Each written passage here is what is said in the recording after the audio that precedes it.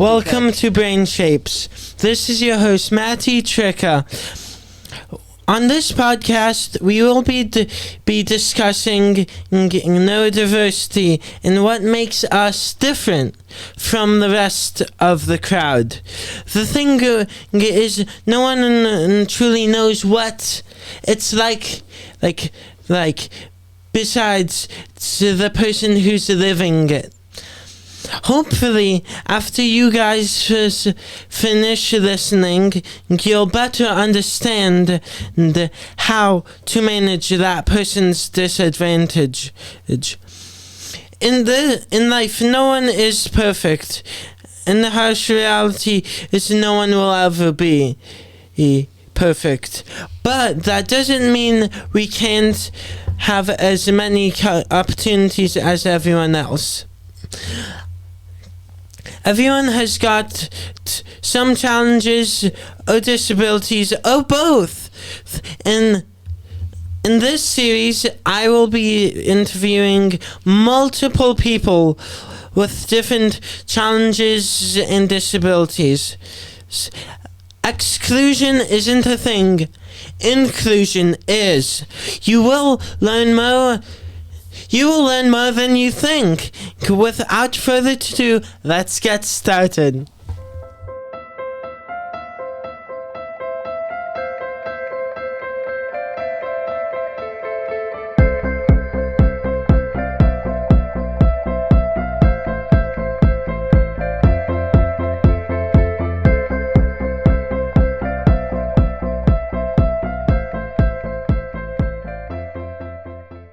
Katherine Clear is on the school board because, as she puts it, she is passionate about education. I've invited her on Brain Shapes because of her passion for neurodiversity. She has 3 children who are all neurodiverse, so she will have a lot to offer on this episode. So on this episode of Brain Shapes and Neurodiversity, I would like to introduce to you Katherine Clear. So, tell us a little bit about yourself. Oh, thanks for having me, Matty. Yes, so I grew up in Ireland and went to school there and college there, and then I moved to Scotland for a few years where I worked as a teacher, an elementary school teacher, and spent a number of years there and got married and had my 3 wonderful children. So I have Connor, who is 12, and I have twin girls, Isla and Sorika, who are going to turn 9 in a few days. Cool. I know. And we moved to the US about 7 years ago, and we moved to Westford about 3.5 years ago. Nice. And since moving to Westford, I got a crazy notion one day that I was going to run for school committee and managed to get elected. Awesome. So I've been on, thank you very much. So this is my 2nd year of my 3-year term on Westford School Committee. So that's me in a nutshell. Cool. And if you don't mind, and I've got some questions. Perfect. So the first one is if you don't mind. Not at all. And these get kind of deep. Go first. Okay. I'm Irish. We like to chat. Okay. We're not afraid. Okay, awesome. What do you feel most for yourself and your family? What do I feel most? Fear. Oh, fear most. Yeah. Oh, okay. You know, it's really interesting in terms of parenting these days, knowing that it's a very different kind of society now than when I was a kid. And I imagine every generation before me has said the same. My mother, her mother, and so on and so forth. And so, but I think the speed at which technology and social media has kind of become entrenched in our daily lives is something that I really grapple with daily, not just on a family level for my kids, but also me personally. Right, makes sense. And so I think it's trying to get the balance, because I appreciate the pros of social media, the connections that I can find, especially when you move to a new place like Westford, the information you can find, making sure it's fact, and just that opportunity to connect with family at home. I love that I can see my niece's TikTok and what she's up to, even though I don't see her daily or whatever. But it's making sure that, you know, how we navigate that as parents. So I think that's our big thing, and being conscious of our mental health in that whole for sure thing. So then, and what do you think makes up a family? What do I think makes up family?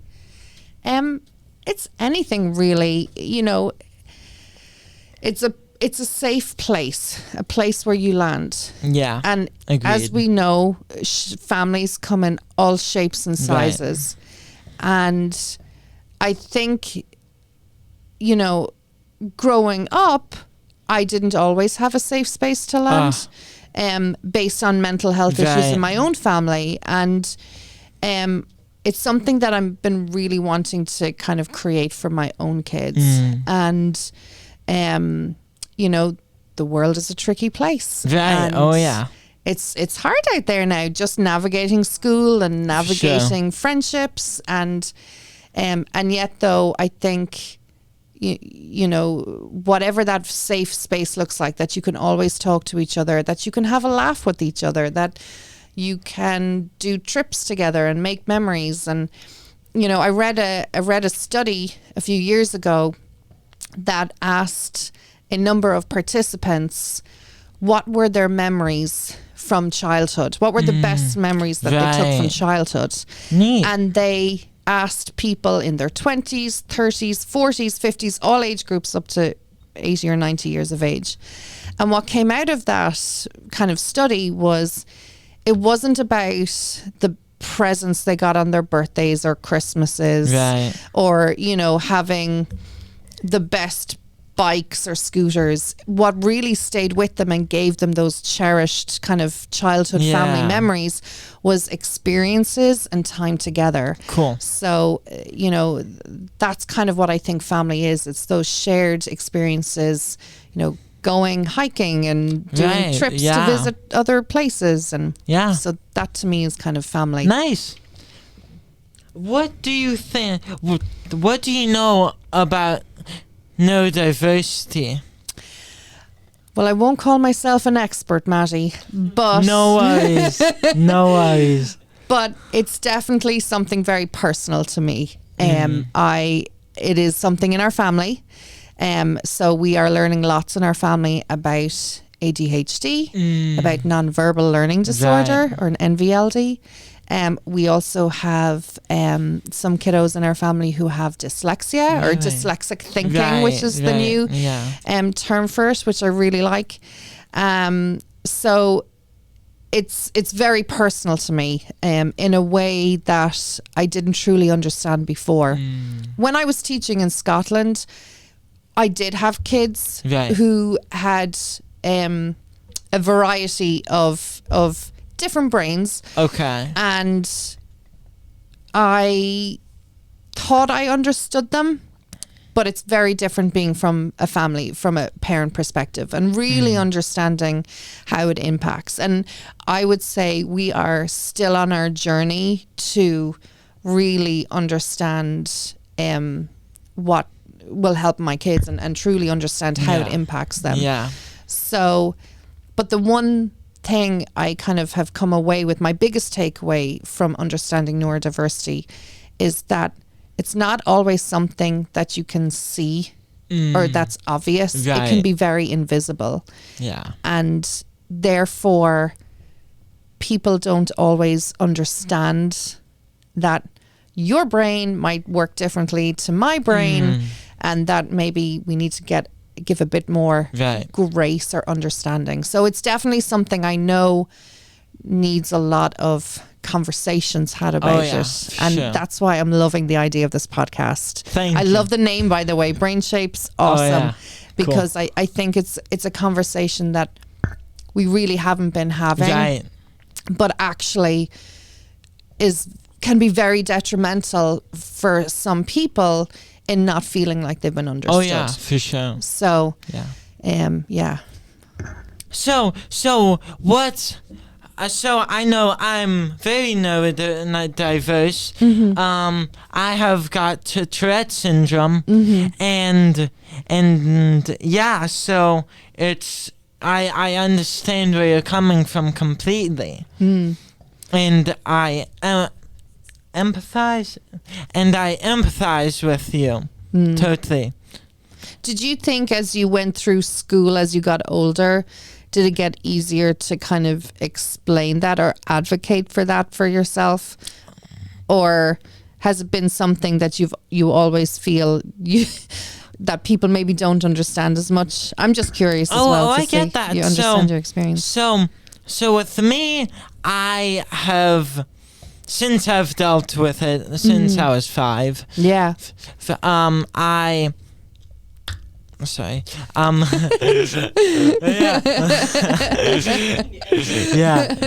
leave it in. So yeah, I just have been in like to answer your question, I have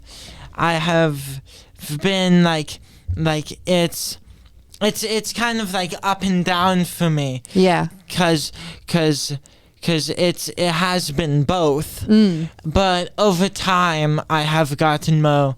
Well, I should say I had the training for the Tourette Youth Ambassador, which was in 2018. Yeah, and so that's when I started like advocating. Amazing. Yeah. So I've ever since then I've been growing and feel more comfortable, and just last March, and last March I had I took it up a notch, and then for training to become a rising leader, which is like the adult ambassador. Yeah. So and I've been trying to work on that stuff like that, but I've been so busy that I haven't gotten the chance to. Yeah. Yeah. Amazing. And isn't it interesting too, when you did your training, one of the things that was cool, what Katherine was saying, that people don't know and don't see. Right. To go down to these trainings or to be in a place where you're there. Yeah. And so like to be in a place where there were people it's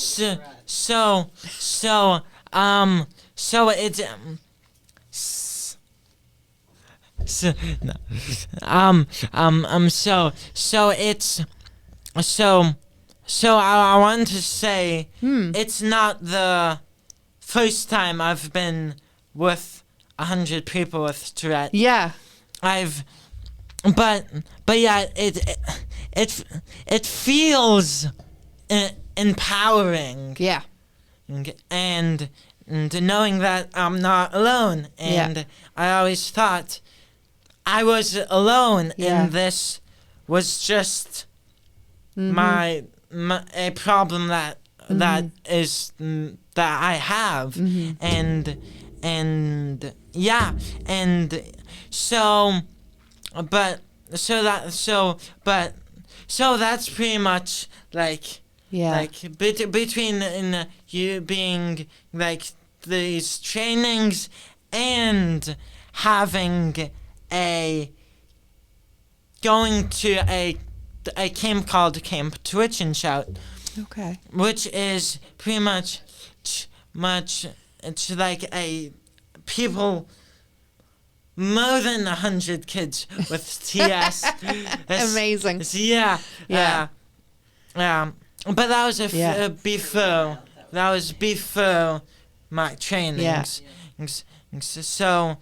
And what you probably find in those moments with your 100 or plus Right. or friends is, and I've had experience of this only recently talking to just a variety of people in this kind of conversation circle I was involved in, that you can be from different places, Right. different backgrounds, different cultures, have gone to like totally different schools and stuff, and yet you can experience the same feelings about something and feel like you actually have similar kind of experiences in when you have some kind of commonality with something like this. For sure. So I imagine it can be very empowering. Oh, it is, yeah. It must be that amount of stuff that you just don't have to explain anymore. Right.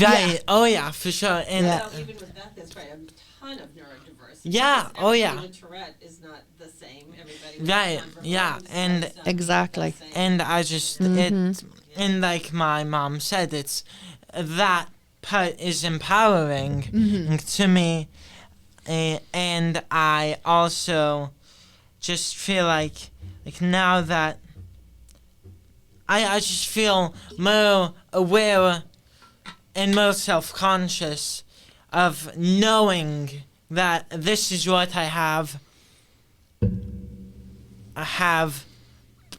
but that doesn't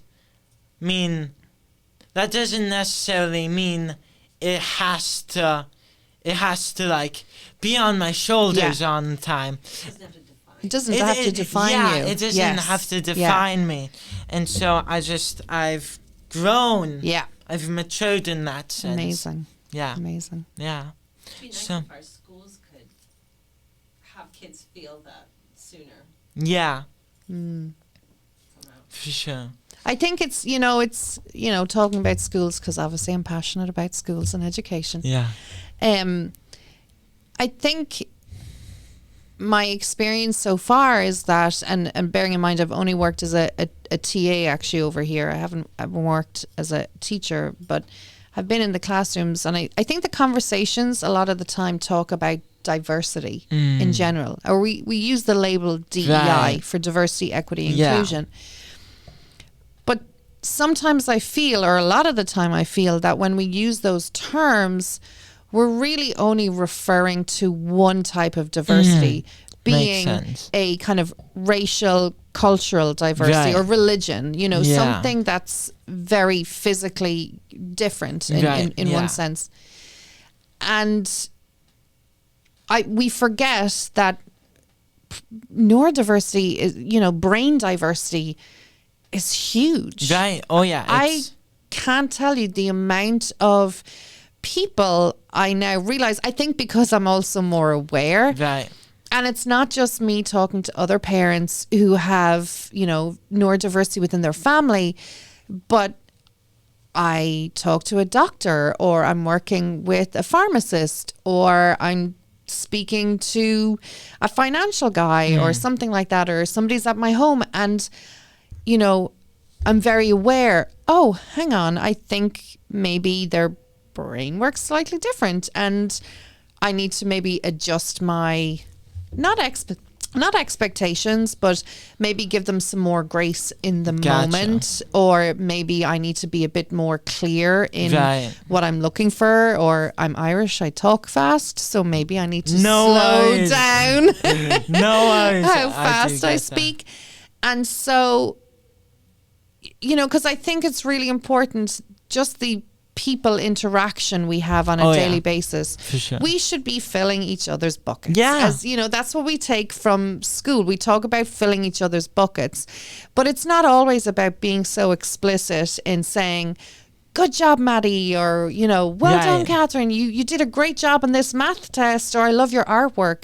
Sometimes just making another person feel like a human being and on the same Yes. level Yes. can do so much Oh, yeah. for building somebody's confidence. For sure. And let's be honest, a lot of people, a lot of kids in particular, who have different brains really struggle with confidence. They really struggle, and it's not always about fitting in. It's more about feeling accepted and feeling like Makes they sense. are who they are. I mean, one of my kiddos has come home to me a number of times when she had struggles and said, you know, why do they want to change me? Why can't I just be me? And trust me, to hear an 8-year-old, who I think is a genius, obviously, because I'm biased, but to hear an 8-year-old like articulate that and not really understand maybe all the bigger picture, you know, kids get it, you know, from such a young age. So I think I'm just passionate about how can we do better in our schools, because that's where our kids, that's where we all, I mean, it's not just kids. I mean, kids grow up and turn into adults. Exactly. But that's brain shapes get born. Exactly. That's exactly it. And they go on to become whatever, doctors or, you know, plumbers or whatever it is, vet techs. I'm trying to think of all the things. I was at the show with tech recently. It was amazing there. And, you know, to not have to kind of put other barriers in their way based on their experience in school, I think is really important. Yeah. So we haven't got it figured out. I'm pretty confident in saying that when it comes to schools. Right. How exactly we go about changing that, I don't know. But I'm a firm believer that starting the conversation, just like you and I are doing now, is the very first place. Oh, yeah. I agree. It's key to moving the needle forward. So. Yeah, so. What worked for you in school? What were the highs and lows? Well, the highs and lows for me were... Like making you feel okay with the shape of your brain. I would say this may sound... Well, first of all, though a few of the lows were friends. And I barely had any in high school till I met this one friend that became my best friend. Amazing. Yeah. Sometimes it's just the one as well. Oh, yeah. True. And would you mind sharing the story about that friend? And I think that was one of your moments of growth. Yes. Oh. So at first I would say, I know. I would say, I would strongly admit that I judged the book by its cover. Yeah. But the thing is it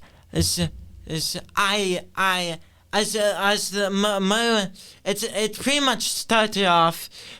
By the way, he talked. Yeah. And I was like, no, why would I be friends with a kid who doesn't talk right? Yeah.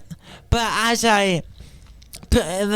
pretty much as I heard his voice more and more, I got used to it more and more. Yeah. And then after and then I finally said, this kid isn't that bad. Yeah. Let me try and start conversations. Yeah. And so we finally did. Yeah. And you're best friends. Yeah, and That's now amazing. we're best friends. And yeah, so at first it wasn't great. Yeah. And on my part. Yeah. But we all learn that. But we all of us learn. It just shows you the human nature that even yourself having a different brain shape and being open and seeking that understanding could also just, jump to that automatic human instinct to judge a book by its cover, which is what happens a lot of the time for everybody. for Exactly. everybody. Yeah. So I think it's fascinating that you had such a very Yes. like normal experience, knowing yourself, Yeah. your own personal experience. Exactly. That's amazing. Yeah. And Yeah. another thing with that is that. Sorry. No, you're good. Neurodiverse, right? Yes. So part of that situation was part of it was that part of what made me give it a try, Yeah. give him a try was partially because to myself I wasn't making any other friends. Yeah. And so I decided to give this Yeah. Yeah. kid a try, and yeah, and ever since, and then I met him in 9th grade. That's when I had like And these. that was one of the amazing teachers who Yes. went out of her way to bring kids together Amazing. and Yes. have this like friendship. They actually went out to eat at Chili's. Oh, that's Ooh, yes. nice. Another teacher actually took a Awesome. group of other brain-shaped kids Yeah. because don't they want to do everything that everybody else is doing Good. Yeah. and get you out there, because partly at the school that there wasn't that No. opportunity to do opportunity. that. Yeah. Yeah. And also, I think Did that. the thing with teachers is they see the kids and how they interact. As parents, we never see that. So I think it's really powerful for teachers to kind of, when they say, you know what, I think this group actually, would make great friends and they get along. So, Yeah. and I It's act. a nice normal opportunity to do that. Yeah, I always reach out to my kiddos' teachers to say, are there friendships you think, I should, Yeah. do play dates and encourage that it would be good for them, that are positive. And Right. so, Yeah. yeah. So See that. Teachers yeah, get to see that. and now and now ever since, I feel like I've just found part of it is that I found. And I I was so hyped to find my best friend. Yeah. And but who knew? Yeah. But yeah, just knowing that I have him and he's got me. Yeah. You Just got your like back. just yeah, You got your and back. yeah, Finding and friends. exactly. Yeah. Yeah, and that also enriches and empowers me to make more connections and not judging the book by its cover. Yeah. Yeah. And you may find, Matty, while I had friends from my high school, some of my best friends I have came much later. Right. Like through my college experience, we lived in Scotland for a few years, you find you pick up more and more friends along the way when you're open Right, to yeah. making those connections and friendships. And some of those friendships I have are with people who are older than me, people who are younger than me. It's just, I think once you're open to making those Yes. connections. Oh yeah, for sure. Yeah. It'd be cool For if sure, we could do yeah. that in schools, to have everybody kind of have their windows in the doors that willing to I know. try these things. Yeah. So- It's a funny age though as well. I think for all that we try and say about encouraging, our kids, at the same time I think there's just still a typical child teenage development Yeah. as well that And you're always working Right, against oh, yeah. against that sometimes. Yeah, for sure. And Those teenage years. Oh yeah, for sure. And yeah, so yeah, and that's just made me encouraged to yeah. And now this year, I finally I have met someone in my life that empowers me. Oh, amazing. Yeah. Amazing. A new person. Yeah. Yeah, and she's like great. Awesome. We're more than friends. Oh, Yeah. even Yeah. better. Oh yeah, I know, right? Yeah, it's my first, so I'm Yeah, like yeah. all over. Treasure it. Oh yeah, treasure it. Oh yeah, It's treasure amazing. it. Yeah, Yeah, inside and out. yeah, Yeah, yeah. So yeah, so yeah. Are there any other questions? Yes, Particular? I think yes. you guys are doing fabulous. Cool. No. Thanks to the help of my mom. You're ride or die. Oh, That's yeah. what moms are. They're I the know. ride or die. Yeah, for sure. Nails. I'm just so excited, Matty, Yeah. for where this can go. I mean, Me too. Like, we really do need it. Oh yeah, we honestly. should. Yeah. You know, and I know this is off, but you can cut into it if you ever want. One of the biggest piece of advice I got in the last year as I was on school committee was from a friend of mine who, very wise lady, she'll know who she is. And, you know, I was expressing, I think, a bit of frustration of, you know, the experiences my kids are having in our district right now, and kind of going, how do I make, not change, but how do I move the needle? I mean, how do I, you know, help Westford grow? And not just Westford, it's my own family too. I mean, you know, yeah. And she said there's two things you need to make change, and it's passion and patience. And it's kind of resonated with me a lot. And I think, you know, every now and again I come back and I'll be, you know, really frustrated with something. Right. And then I can get a week, like I just said last week, where I had 2 conversations with 2 people that I've been kind of, you know, talking to Right. on and off for the last year. And I came away from both those conversations going, yes, they get it. Yeah. They understand what I've been trying to communicate. Crack the door Yeah. open a little We've bit. cracked the door open, you know. And I also get, like, you know, a big school district and a town and everything. There's so many issues. We can't, you know, you can't do it all at once. It would be great if we could, Okay. but it's the same as parenting. I can't tackle everything at once. I can't, you know, those people that says you can have it all, I don't believe them for a second.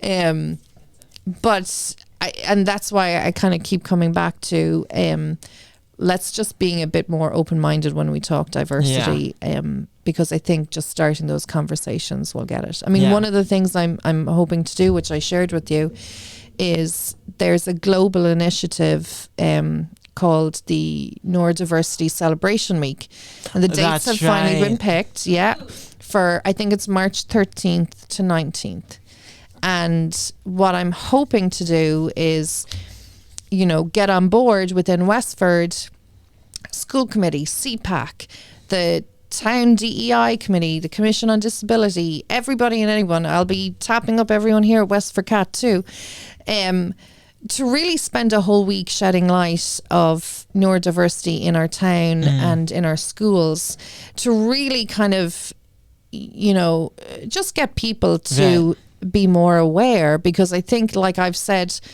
myself, now that I'm more aware, I'm very conscious when I'm meeting and talking to other people that I, you know, across all shapes and sizes and places. Yeah. So it's something that I think we really need a lot more of For sure. talking. So I'm hoping I have enough patience, and I don't know, the patience. Sometimes I have great patience, and then other times it runs thin. Yeah. But we'll get there. Oh, we will. The Trade Association trains young people as ambassadors and young adults as rising leaders, to advocate not just for yourself, but for others with TS. I've done both programs. Both times I was invited to go to Washington, D.C. to train, and then went to Congress to talk to our state representatives and senators. other aides, to whoever was available that day. They are very welcoming and listen to our stories. It is a super program.